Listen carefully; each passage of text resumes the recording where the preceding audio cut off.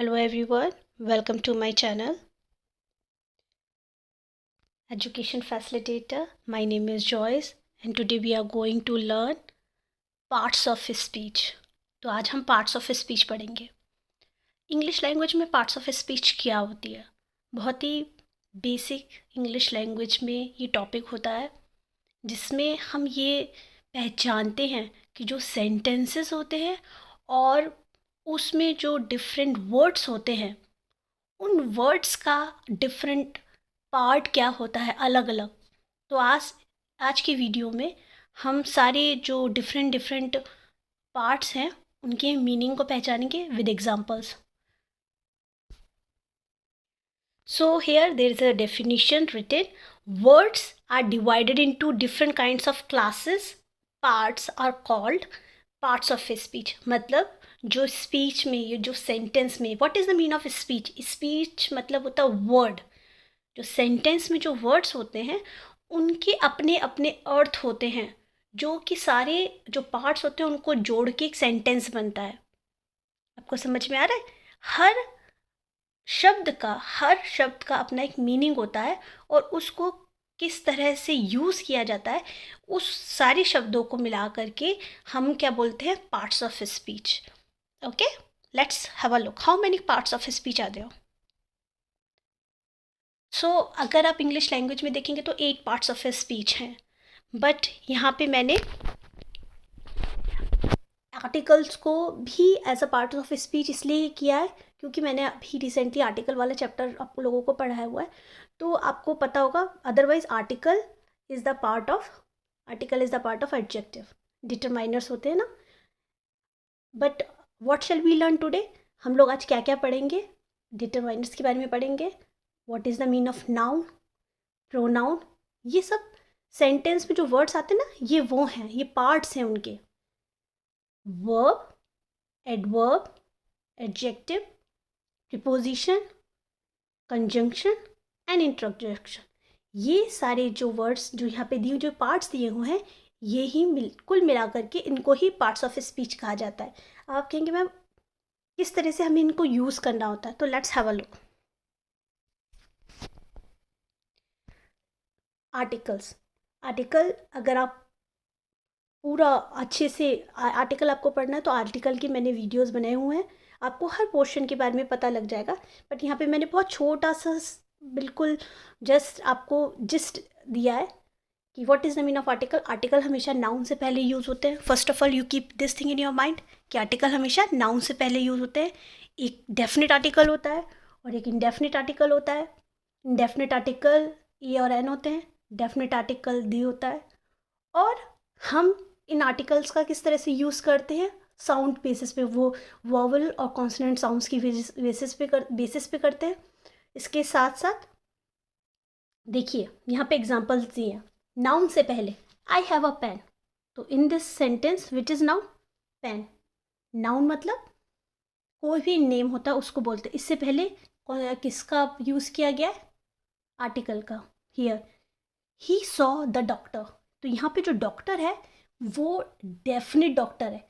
जिस भी doctor particular doctor के बारे में बात की जा रही है इसलिए यहाँ पे द, जब भी हम द लगाते हैं तो द हमेशा पर्टिकुलर और डेफिनेट पर्सन और किसी भी थिंग के बारे में बताता है. ओके, तो इसलिए दी वाला आर्टिकल यूज़ किया गया है. Madhavi is an intelligent girl. तो यहाँ ये जो आर्टिकल लगा है ए एन एन ये यहाँ पे एडजेक्टिव के लिए लगा. ये तो दिख रहा है लेकिन लगा वो नाउन के लिए ही है. मतलब ये एडजेक्टिव है वो तो नाउन को क्वालिफाई कर रहा है. इस बेसिस पे यहाँ पे आर्टिकल लगा क्योंकि जो इंटेलिजेंट है इसकी साउंड कौन सी ई छोटी की साउंड आ रही है उस बेसिस पे हमने यहाँ पे ए एन एन का यूज़ किया है. बट जो आर्टिकल लगा है वो नाउन के लिए लगा है. Now what is the mean of noun? क्या होता है? Noun is a word. जो नाउन होता है उसको अगर हम देखें बहुत ही आसान शब्दों में आप कैसे पहचानेंगे कि एक सेंटेंस में क्या नाउन है? कोई भी नेमिंग वर्ड, कोई भी कॉमन नेम हो, कोई भी पर्टिकुलर नेम हो, किसी भी वस्तु का नाम हो या किसी भी व्यक्ति का नाम हो या किसी भी जानवर का नाम हो, किसी भी चीज़ के नाम को क्या बोलते हैं हम लोग? किसी भी किसी भी चीज़ के नाम को हम लोग नाउन ही बोलते हैं नाउन ही बोलते हैं exactly. A noun is a word used as the name of a person, place, quality, condition, कौन सी कंडीशन में, कौन से स्टेट में है, स्टेट का मतलब स्थिति में, ओके, और एक्शन और थिंग, इन सभी को क्या बोलते हैं, हम नाउन बोलते हैं। फॉर एग्जाम्पल यहाँ पे आप दो तरीके से नाउन को पहचान सकते हैं। First of all, as I have told you that article is use before noun, ये एक तरीका होता है, इससे आप पहचान सकते हैं। अनदर थिंग इज दैट कि नाउन जो होता है ना, उसमें हम एस और ई एस को जोड़ करके हम प्लूरल नाउन्स बनाते हैं। क्या समझ में आया? जैसे कोई भी नेम होता है, उसमें अगर हम एस या ई एस को हम ऐड करेंगे लास्ट में, तो हम प्लूरल नाउन बना सकते हैं। Is that clear? For example, यहाँ पे कुछ एग्जाम्पल्स दिए हैं। जेनिफर नेम है एक बच्ची का, दिल्ली हमारी देश की राजधानी, बॉटल ऑनेस्टी, ये देखिए ये जो ऑनेस्टी है, इलनेस है, ये भी नाउन है, नाम है ना। For example, Delhi is the capital of India, जो दिल्ली है वो हमारे देश की, देखो यहाँ पे India is the name, particular name है, दिल्ली इज द नेम, दोनों नाम है, तो ये दोनों क्या होगा, नाउन। सन नेम है, सन से पहले किसका यूज हुआ है, द का यूज है, कौन सा आर्टिकल का यूज हुआ है, द डेफिनेट आर्टिकल का यूज हुआ है, ओके। तो ये तो हो गए हमारे नाउन। अब नाउन के बाद किस पे आएंगे, प्रोनाउन, ये भी पार्ट्स ऑफ स्पीच का एक पार्ट होता है। तो what is the mean of pronoun? Pronoun क्या होते हैं? प्रोनाउन देखिए, इसमें तो नाउन ही छुपा हुआ है। तो प्रोनाउन क्या होते हैं? नाउन की जगह यूज किए जाते हैं। A pronoun is a word used instead of noun. Noun की जो जगह को या स्थान को, जो भी शब्द जगह ले लेते हैं उनकी, उनको हम क्या कहते हैं, जो रिप्लेस करते हैं नाउन को इन सेंटेंस में, उनको हम क्या कहते हैं, प्रोनाउन कहते हैं। यहाँ पे मैंने 2-3 एग्जांपल्स दिए, जैसे I, we, you, they, okay, etcetera. Now here 2 examples I have given you. Rohan is a handsome boy. अब देखिए यहाँ पे रोहन नाउन है, बॉय भी नाउन है, ये कॉमन नाउन है, ये प्रॉपर नाउन है। अब इसी सेंटेंस में देखिए, ये पूरा सेंटेंस यहाँ से लेके यहाँ तक, इसमें 2 क्लॉज दिए हुए, एक ये क्लॉज है, एक ये क्लॉज है। तो इसी सेंटेंस में दूसरा भी सेंटेंस जोड़ा हुआ है, तो यहाँ पे एक बार नाउन लिखा, और दूसरी बात, इस नाउन की जगह किसने ले ली, ही ने ले ली। अब आप कहेंगे मैम प्रोनाउन क्यों हम यूज़ करते हैं? प्रोनाउन को हम इसलिए यूज़ करते हैं क्योंकि अगर हम रोहन का नाम सेंटेंस में, अगर हम बात कुछ कह रहे हैं, तो हम एक ही नाम को बार बार दूसरे सेंटेंस में, तीसरे सेंटेंस में, तो उस बात की जो क्या कहते हैं खूबसूरती, मतलब बार बार आप बोलेंगे रोहन बहुत हैंडसम लड़का है, या रोहन पढ़ने में बहुत अच्छा है, रोहन को बैट बॉल बहुत अच्छा लगता है, तो आप बार बार रोहन को रिपीट कर रहे हैं, इसलिए आप अपनी बात में जो क्या कहा जाए ना, एक खूबसूरती नहीं होती है, इसलिए बार बार हमें नेम को यूज़ नहीं करना होता, पर उसकी जगह हमें किसी नाम की जगह किसका यूज़ करना होता है, प्रोनाउन का यूज़ करना होता है, ओके। तो बॉय के लिए तो हम ही का यूज़ करते हैं, और कोई गर्ल की बात कर रहे होते हैं तो हम शी का यूज़ करेंगे, ओके। और अगर किसी वस्तु की या किसी भी एनिमल की इस तरह से बात करें तो हम इट का यूज़ करते हैं। Now here Rohan is a handsome boy, okay. Now another clause, he is the bright student in his class. यहाँ देखिए रोहन की जगह किसने ले ली, ही ने ले ली, as I have told you. John is absent, आज जॉन क्या है, एब्सेंट है today. John is absent because he is ill, John absent है क्योंकि वो, कौन, जॉन बीमार है। अब जॉन का नाम यहाँ पे एक बार, यहाँ पे दोबारा से उन्होंने जॉन नहीं लिखा है, अगर ये जॉन लिखते तो अच्छा नहीं लगता, इसलिए जॉन की जगह ही का यूज हुआ है। Now what is the mean of adjective? Adjective also part of speech का एक पार्ट है। एडजेक्टिव क्या होते हैं? जो सेंटेंस में जो नाउन की और प्रोनाउन की, नाउन मतलब नेमिंग वर्ड की, और प्रोनाउन जो नाउन को रिप्लेस करते हैं, उन शब्दों की विशेषता बताते हैं, क्वालिफाई करते हैं, मॉडिफाई करते हैं। किन को मॉडिफाई करते हैं, किन को क्वालिफाई करते हैं मैम? नाउन और प्रोनाउन की क्वालिटी को, क्वांटिटी को, या कोई भी नंबर को आप उसको देख करके पहचान सकते हैं कि ये नाउन के बारे में ही बात हो रही है, ये प्रोनाउन के बारे में बात हो रही है। For example let's have a look, she is a beautiful women. यहाँ पे जो एक औरत लड़की है वो क्या है, यहाँ पे देखिए वुमेन है और यहाँ पे शी है। पहली बात तो इससे हमें पता लगे किसी लड़की के बारे में बात हो रही है। तो शी इज़ अ वुमेन, तब तो एडजेक्टिव यूज़ नहीं हुआ, पर ब्यूटिफुल, क्योंकि ब्यूटिफुल ने जो इस वुमेन है उसको क्या किया, डिस्क्राइब किया है। किसको डिस्क्राइब किया है, ब्यूटिफुल वर्ड ने वुमेन के बारे में बताया है। वो कैसी औरत है, खूबसूरत औरत है। तो इसलिए दैट इज़ डिस्क्राइबिंग वर्ड। इसको हम एडजेक्टिव को हम डिस्क्राइबिंग वर्ड भी बोलते हैं। देखिए इसको प्रोनाउंस कैसे करते हैं, इसको एडजेक्टिव बोलते हैं। तो आप इस चीज़ का भी ध्यान रखिएगा कि आप प्रोनाउंस कैसे करते हैं। He has a big house, उसका कैसा घर है, he has a big house. तो देखिए फर्स्ट ऑफ ऑल देखिए आर्टिकल यहाँ पे भी लगा है, यहाँ पे भी आर्टिकल का लगा है। अब ये आर्टिकल किसके लिए यूज़ हुआ है, ये आर्टिकल हमारे नाउन के लिए यूज़ हुआ है। और इस नाउन को कौन डिफाइन कर रहा है, एडजेक्टिव डिफाइन कर रहे हैं। Are you getting my point. यहाँ पे देखिए सब कुछ दिया हुआ है, अगर आप पहचानना चाहते हो तो देखिए ये ही क्या है, ये प्रोनाउन है, ये हमारा आर्टिकल, ये भी मैं अभी बता चुकी हूँ। ये बिग क्या है, ये है हमारा एडजेक्टिव, ये जो मैं अभी बता रही हूँ आपको, ये जो डिफाइन कर रहा है नाउन को। और ये हमारा नाउन है, कोई भी नेम है। और ये हैज़ क्या है, ये हेल्पिंग वर्ब है। तो हम वर्ब के बारे में पढ़ते हैं next. What is the mean of verb. ये जो मैं आपको पार्ट्स ऑफ स्पीच बता रही हूँ ये बिल्कुल बेसिक है। इसको आप अगर आप इस वीडियो को देखेंगे तो आपको आपको पूरा जो पार्ट्स ऑफ स्पीच है बड़े अच्छे से समझ में आएगा। इनका पूरा जो एक्सप्लेनेशन है वो मैं आगे आने वाली वीडियोस में बताऊंगी सबके बारे में। What is the mean of verb, verb क्या होता है। तो वर्ब सेंटेंस में, verb is a word use to express an action.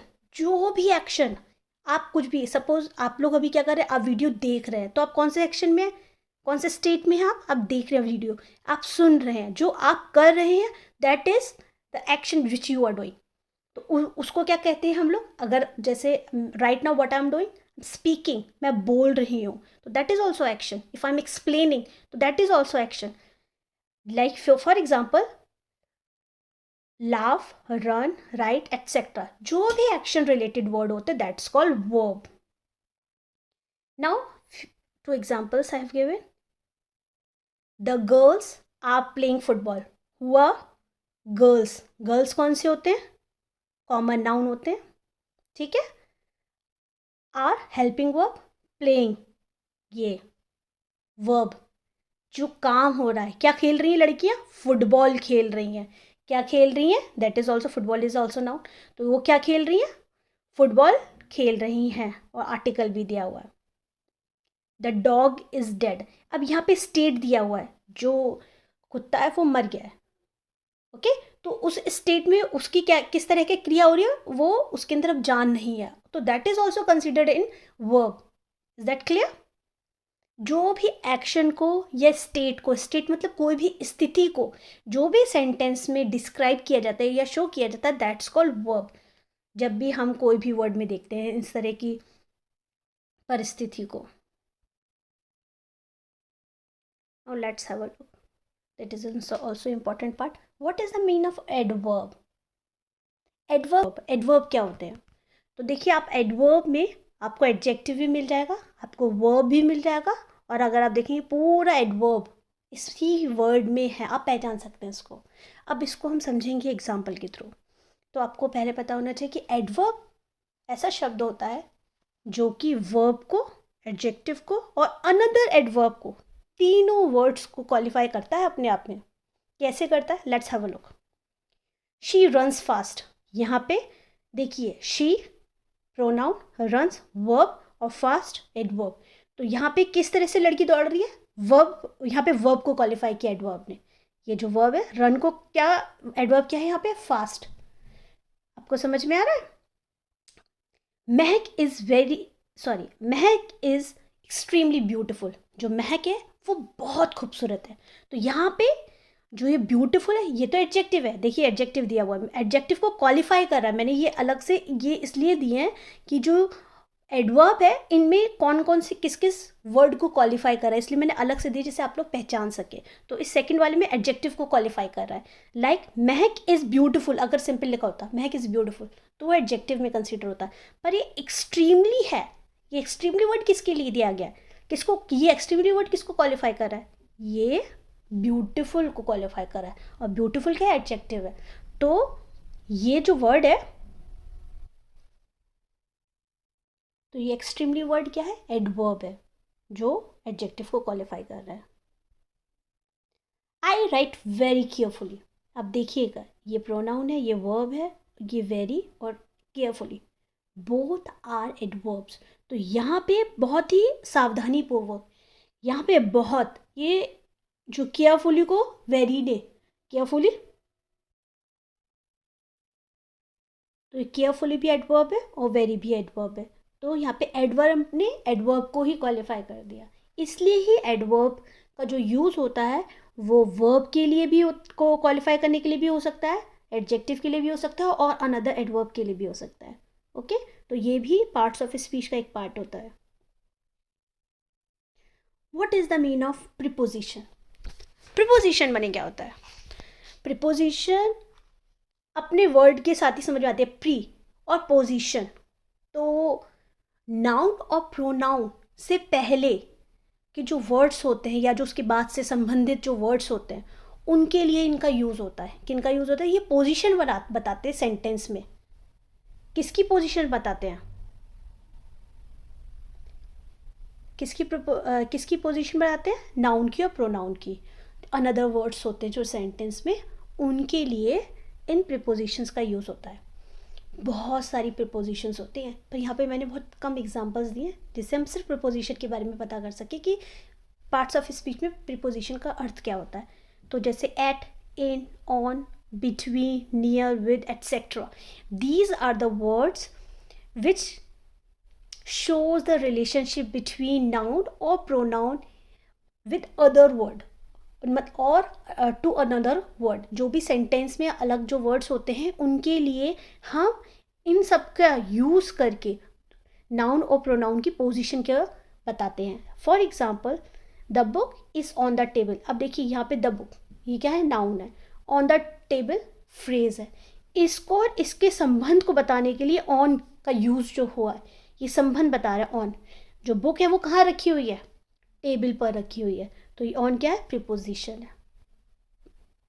The dog is under the table, यहाँ पे मैंने टेबल ही लिख दिया, the dog is under the table, जो कुत्ता है वो, ये भी देखिए डॉग की जो पोजीशन बता रहा है, कहाँ कौन सी पोजीशन में है कुत्ता, अब टेबल के नीचे है। आई लिव इन दिल्ली, अब देखिए यहाँ पे स्टेट बता रहा है, कौन सी जगह पे हो, कौन सी स्थिति में हो, कौन सी पोजीशन में हो आप, दिल्ली में हो। तो इस तरह से प्रीपोजिशन का यूज़ नाउन और प्रोनाउन का जो सेंटेंस में पोजीशन होती है उसके लिए हम प्रीपोजिशन का यूज़ करते हैं। एक बार ये पूरा सेंटेंस, सॉरी, ये पूरी डेफिनेशन पढ़ लें।